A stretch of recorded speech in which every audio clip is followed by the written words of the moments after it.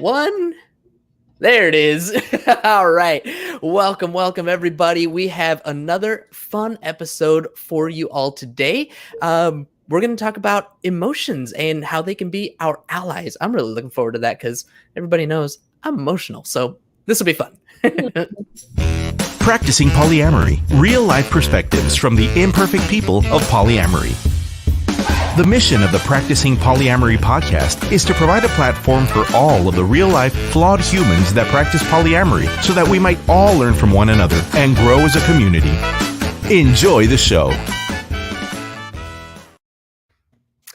All right, there it is. It is a beautiful Tuesday out here in sunny San Diego, as always. So welcome. Before we jump in and chat with our guest, just a quick reminder to everybody to please follow the show on all social media at Practicing Polya. And if you're listening on iTunes, Spotify, Stitcher, any other podcast app, please subscribe, leave a review wherever it is that you download the pod.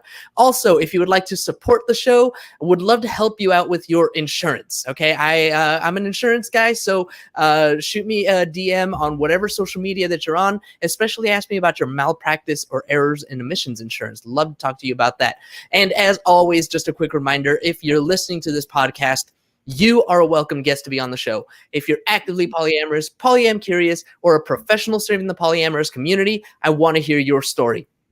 Doesn't matter if you're disabled, BIPOC, pan, bi, demi, gay, straight, sex worker, kinkster, queer, lesbian, trans, NB, ace, arrow, whatever. I want to hear your story. The more stories we hear, the more the world gets to learn about us and the more representation we have so that the better we can serve our community. All right, that is my intro spiel. Now to the best part, our guest. Here's the thing. We all need a little help sometimes, and our guest today has both the personal and professional experience to provide that help to others. She's been teaching in some capacity or another for over 20 years, and she now uses her training to coach and guide people through their ethical, non-monogamous journeys.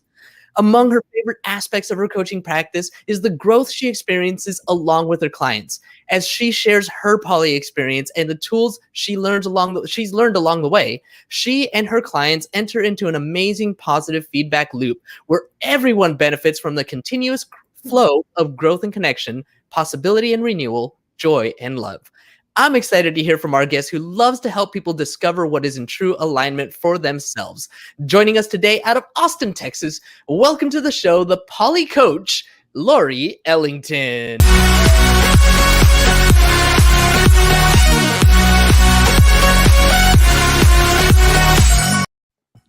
Wow. Laurie, it's always a surprise which intro, which applause, or the producer's going to choose. So that party mode, we're in party mode. We can do this. We can have some fun, right?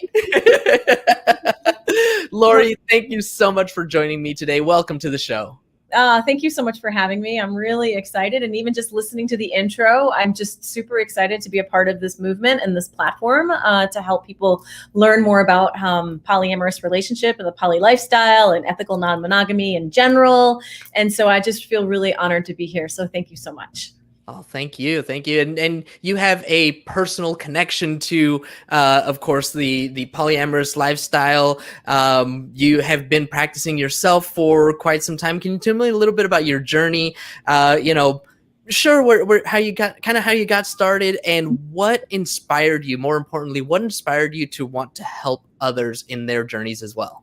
That's a great question. So first of all, it was probably about 8 years ago, maybe 8.5 years ago, that I ended one of the most difficult relationships in my life. And at that time, I realized I needed to relook and rethink how I was being in relationship.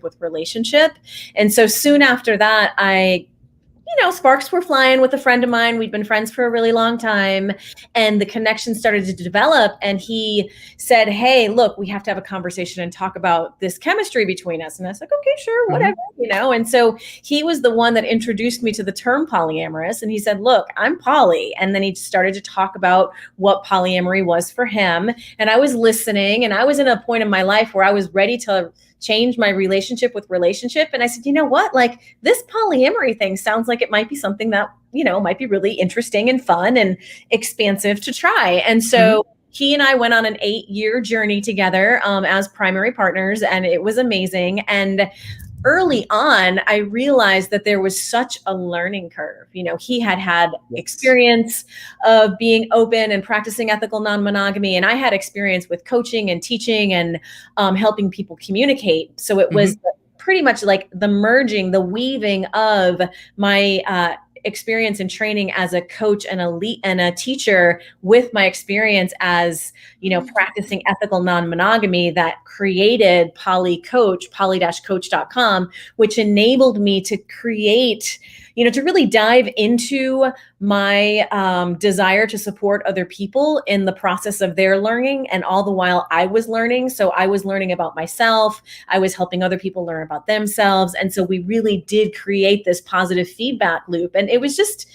an amazing journey from the start. And it's been, I'm just so grateful that I was introduced to the lifestyle from my previous partner, as well as having had so much experience working with individuals and couples in all different kinds of relationships. It's just been one of the most inspiring things that I've been doing in my life so far. So I feel very grateful. I love it. It is inspiring. It's something new and different. Now my own journey just started a little over 4 years ago. And so, I am totally with you, where in this podcast, I get an opportunity to talk to all kinds of different people that practice polyamory in all kinds of different ways. And that same feeling, that same feedback loop where I'm constantly learning from everybody that I get to interact with. It's so much fun.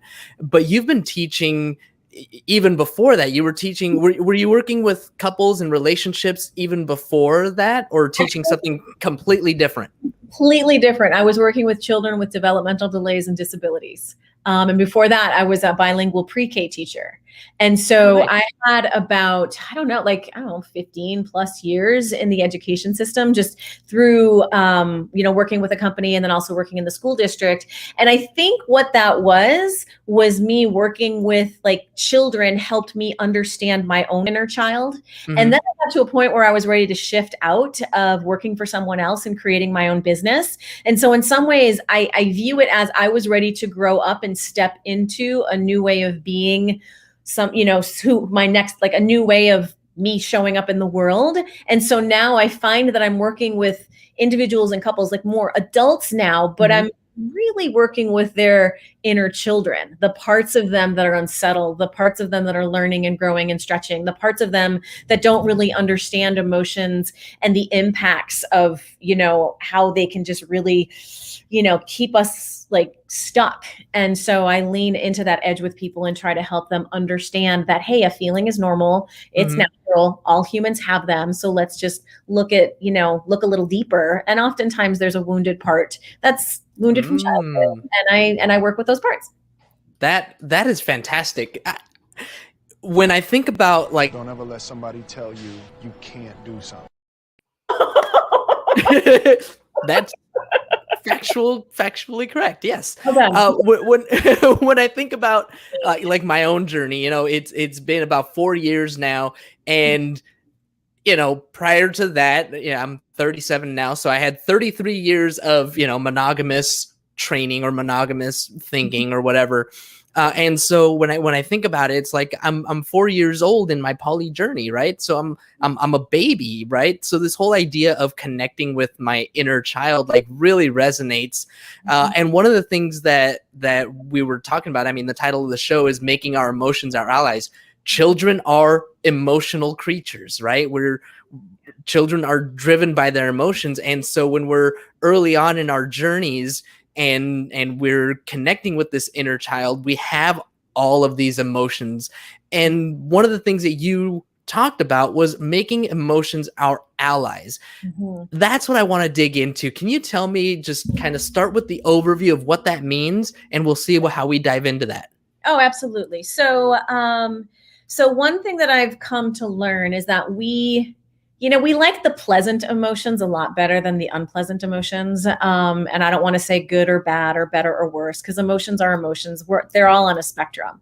But we tend to always want to live in the positive rather than live in the ones that don't feel so good. Sure. And so what I've also learned is that when I am having like a challenging situation, like a challenging emotion is coming up for me, my programming from childhood was to not talk about it, was to hide it, was to just kind of sweep it under the rug, pretend it wasn't there. And then I would do that and I could be successful for only for a certain period of time. And then something would happen that would trigger that emotion.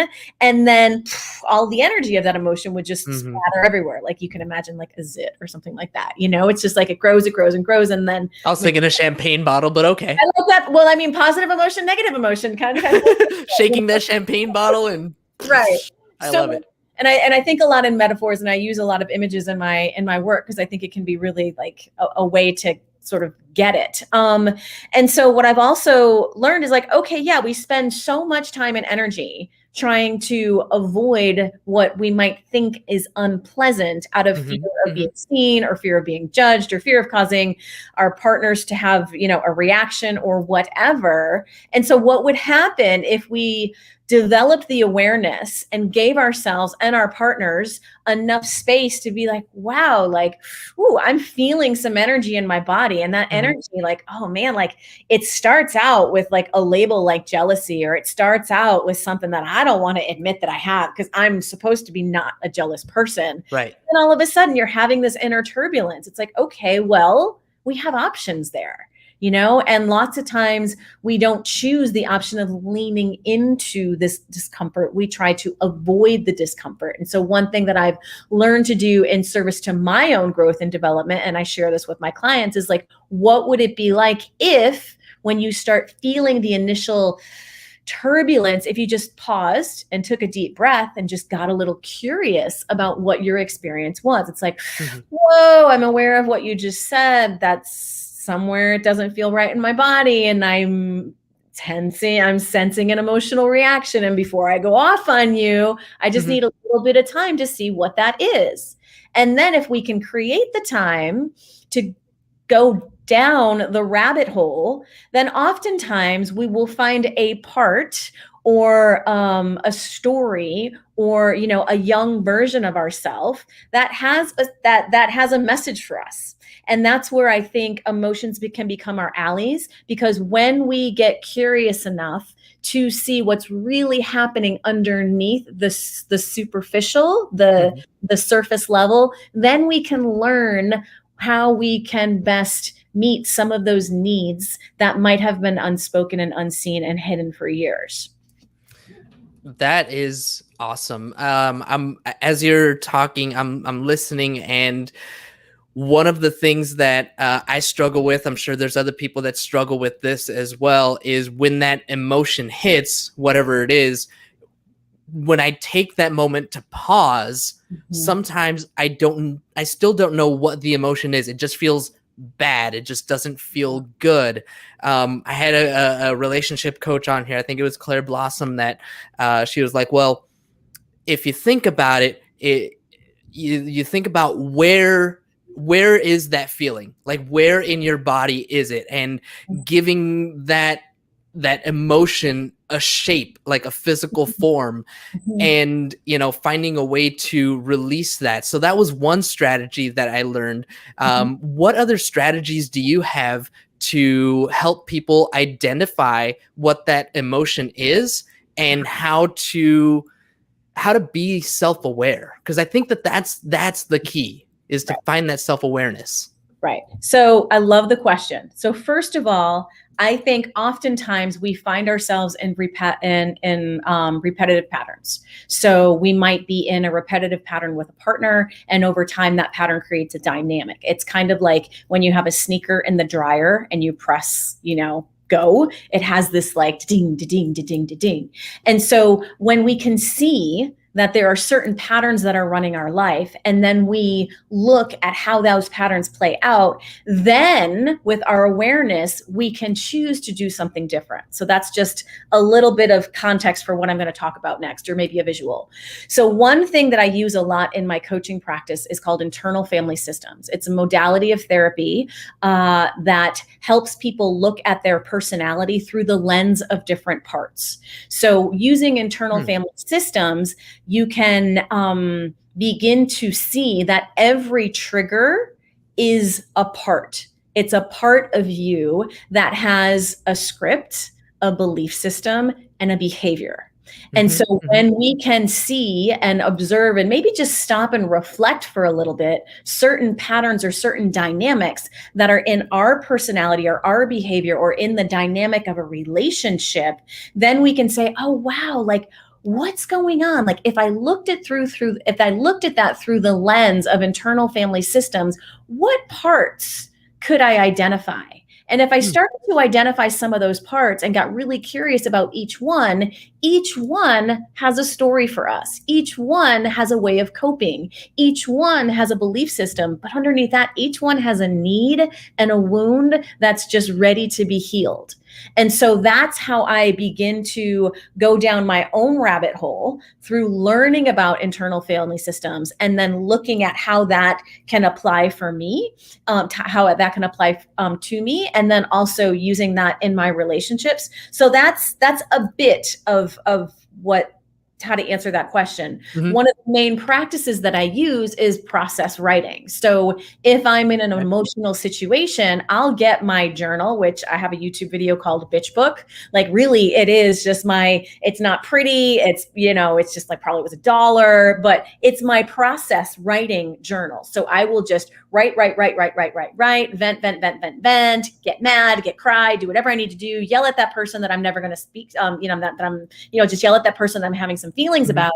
But that helps me release some of the energy. And then it's like, oh, wow, like there's a part there. Like, what is that part? And what is, because our anger or our outburst is usually a protector who's protecting a younger version of ourselves. So if we can release some of the energy and then get curious about what's underneath that, more often than not, there's just a part of us that wants to be loved. That's good.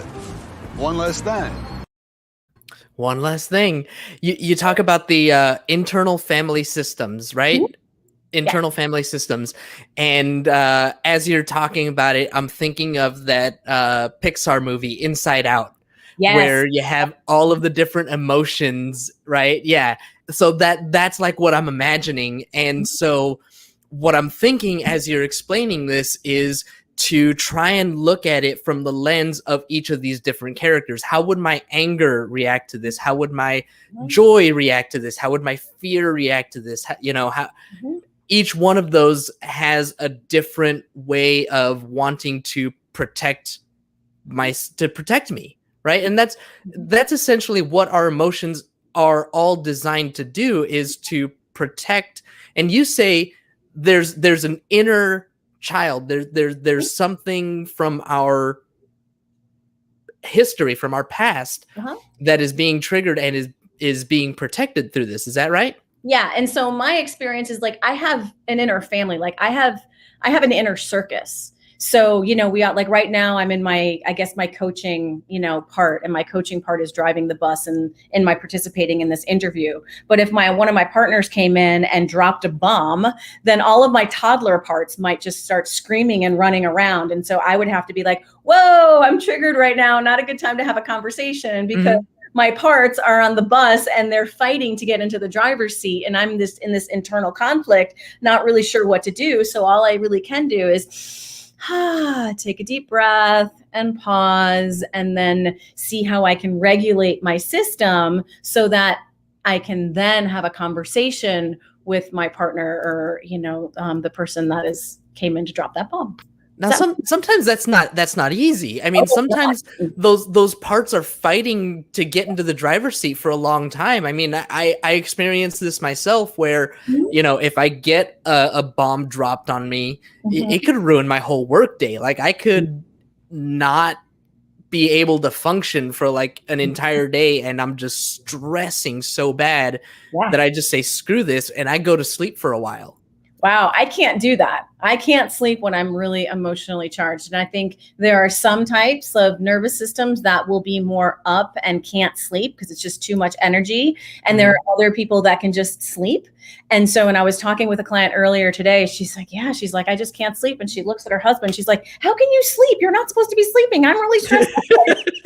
I'm tired. I got to go to bed. And I was just like, oh, I could really relate to that because I've been in a situation where that is the case. And so I don't know if that's, I'm not sure what personality or, human type, is more aligned with staying up and more aligned with sleeping. Like, I don't know. Everybody's different. But yeah, I think that's where it's really important to consider how to move some of that energy. Because sometimes when we're triggered, we react immediately or we repress. And so that's not giving the energy a healthy way to move. We're either, dumping on somebody or we're repressing it and we're never talking about it again. So if we're able to say, okay, wow, like I'm aware that something's going on. I need a little bit of time to process this. And sometimes, there's something to be said for processing on your own for a little bit through, running or biking, like moving your body or writing or calling up a friend, because these parts have it's energy. And so if we don't give them, a safe stage in which they can speak, then they're just going to be backstage ruining the whole set. Yeah, absolutely. I love this show. I'm telling you, the fact that I get to talk to all these people and learn all of these different things, because I'm like literally applying all of this to my life. When we're talking about when those stressors hit and you need and I need to release that energy, I've been taking disconnected walks lately. I leave my phone at home and just disappear for like an hour and just kind of into my own head. And a lot of times when I come back, I will sit down and write and journal about the thoughts that I was having while I was out there on my own. And it's just that ability to clear my mind, to not have any other distractions and just think about this thing and try to attack it from these other angles, while I'm just enjoying nature or whatever else. So all great stuff, all good stuff.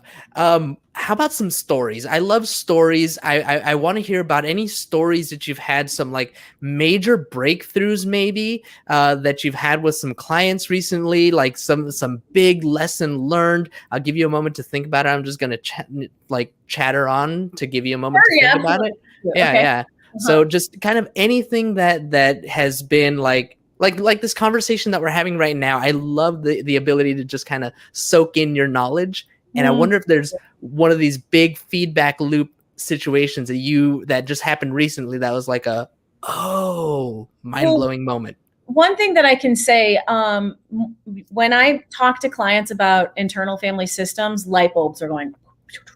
And then when I talk to clients about the nervous system and how sometimes it's our nervous system that is acting out, our nervous system is dysregulated. When I approach things from a physiological, somatic place, it kind of gets it out of the head of who's right or who's wrong. It's like, no, it's like your nervous system is triggered and your nervous system is deregulated or dysregulated. So what can we do to regulate the nervous system? Once we regulate the nervous system, then we will feel more safe, we will feel more grounded, and we'll feel more resourced to have different kinds of conversations. And so when I present those two things with clients, and I do that often because they're coming to me with situations, and I look at the situations through the lens of internal family systems and the nervous system. And so when I share that with them, they're like, oh, it makes more sense.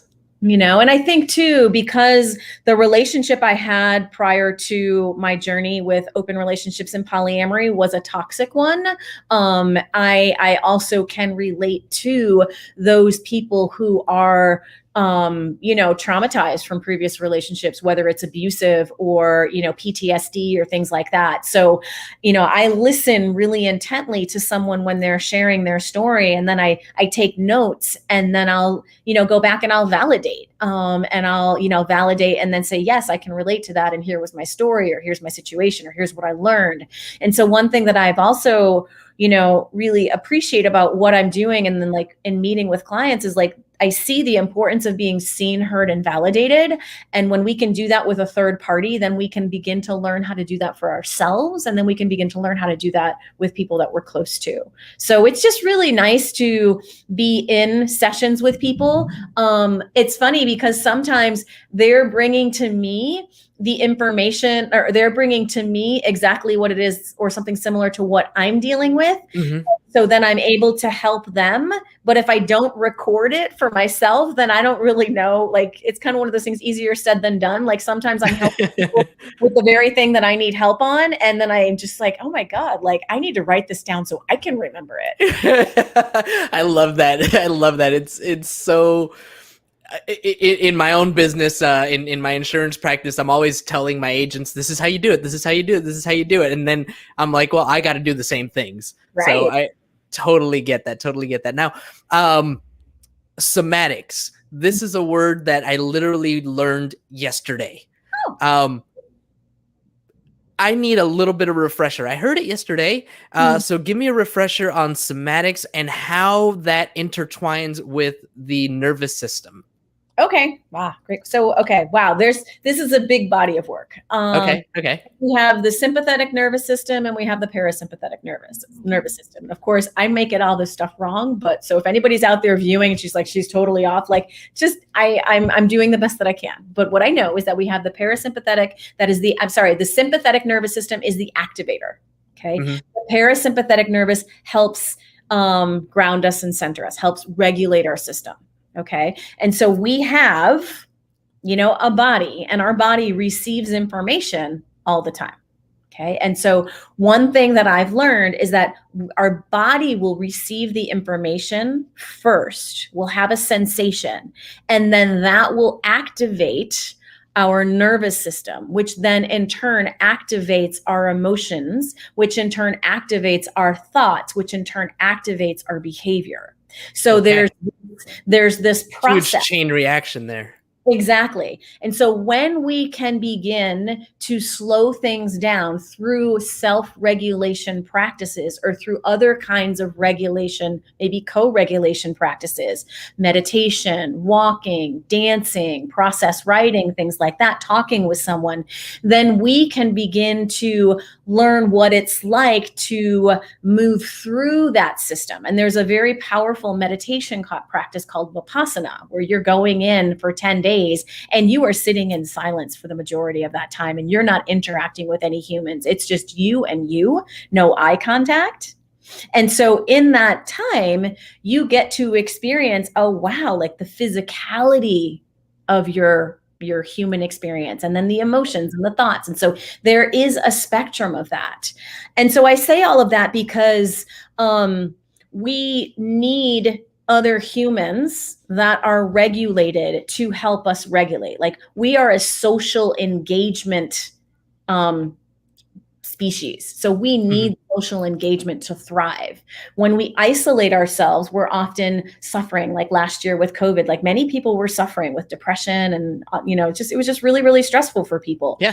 So again, it's like learning about the nervous system and how that gets activated or how that can be regulated can help us in being a better human, can help us in being a better partner, can help us in navigating through some of those category 5 emotional waters that we step into sometimes.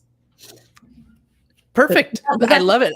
I think it does. I'm tracking the whole thing, like through that chain reaction that you're talking about, and the somatics part of it, that's kind of encompassing all of it. Is that right? It's kind of like like somatic is like, it begins with the body. So we are embodied creatures, but oftentimes we live in our head. And so we're trying to figure things out in our head. But if we drop into the body and be with the body first, then we can learn, oh, when you did that, I feel this experience in my heart. It's really, really tight. Well, that's back to what you were talking, what a previous guest was talking about, like, where do I feel it in my body? And what's the color, and what's the texture, and what's the voice, and what's the message, and like, it's going inward first rather than going outward. Lots of times we want to go outward to feel better, to fix something, but really we need to turn it back in and look inward. Like, where am I feeling that? Wow, I'm spending a lot of mental activity up here. I'm not in my body right now. How can I get in my body? Because when we listen to our body will talk to us. Mm-hmm. Our body has messages for us, but we have to do practices to slow down our mind and get us flowing with the body. And that way we can navigate life a lot easier, I think. Yoga, walking, dancing, stuff.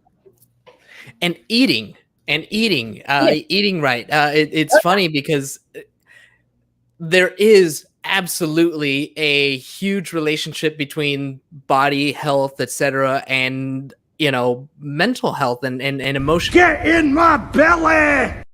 When it's time to eat, it's time to eat.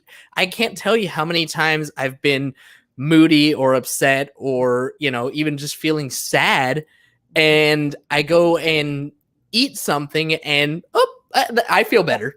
Like that's all it takes. Yeah, 100%. I remember when a relationship, we were transitioning from primary partnership to like no longer partners. I remembered, every day at a certain time, I was just like, felt so sad and depressed. I mean, there were lots of things to be sad and depressed about that situation, but we were friends and we were social, we were still getting together. But I just remembered like there was a time during the day when I would just start to, and I was just like, oh, I learned I need to eat. And as I ate, I was happy again. I was functional again. I was able to get by. So it was like, yeah, it's just really interesting how important food and nutrition plays, in our well-being. And then also like what kinds of foods? Like I know that there are certain foods, like if I love coffee. If I drink coffee, I'm in a bad mood for like 3 days afterwards. Like it's just, I know it's not, I'm super sensitive energetically. So I learned that it's like, okay, well, I want to be kind to my fellow humans. I'm just not going to drink coffee. It's just better for me. It's better for them. We all get along much better. So sorry. I know. Yeah. I just have a really sensitive nervous system. Yeah. I guess tea. I mean, I've switched to tea, but that's neither here nor there. It's worse. It's so much worse. Hey now. Too funny. Laurie, it has been so much fun chatting with you. I'm so appreciative to get a chance to talk with you and participate in this positive feedback loop with you. If others want to do the same, if others want to get in touch with you and work with you, tell us how they can get in touch with you and if there are any limitations, like if they have to be in Texas or anything like that. Oh, absolutely. Thank you. Great question. So my website, poly-coach.com. My email is info@poly-coach.com. You can find me on Facebook and all of the social media channels. The first session, I offer a discounted rate. It's $85 to $150. So I like to work with people on that first session. That's like an exploratory session. It's a 1-hour session, fully like it's a full coaching session at a reduced price. Most of my clients are outside of Texas. So I work virtually, Skype, FaceTime, Zoom. I have clients all over the world. I have clients in Australia, I have clients in Bali, I have clients in different parts of Europe, I have clients all over the United States. So if you are interested and wanting to book a session with me, send me an email, info@poly-coach.com, or hop on my website and go to the contact page. I'm just super excited to be here and to be a guest on the show. And it's been wonderful speaking with you. And just looking forward to continuing these kinds of conversations and this dialogue. Perfect. It has absolutely been my pleasure. Thank you so much for hanging out with me today. Yeah, thank you, James. Take care. Yep. And thank you, as always, to our live audience for tuning in today. As a reminder, when you're live, you get no commercial interruptions, but the same can't be said for those podcast downloads. So if you want to avoid the commercial interruptions, be sure to catch us live Monday through Wednesday at 2:30 Pacific time, or sign up for our Patreon where you get access to our commercial-free RSS feed and support the show. Don't forget to subscribe on YouTube and wherever it is that you download your podcast. And if you haven't already, please leave us a review. We'll really appreciate it. Thank you again, Laurie. Thank you again, everybody, for tuning in. As always, have a nice day. Thank you for tuning in to the Practicing Polyamory podcast. Would you or someone in your polycule like to be a guest? Sign up at practicingpolyamory.com and join the conversation. Please support us by subscribing, liking, and following us on social media at Practicing Polya by clicking any of the affiliate links on our website or by subscribing at patreon.com/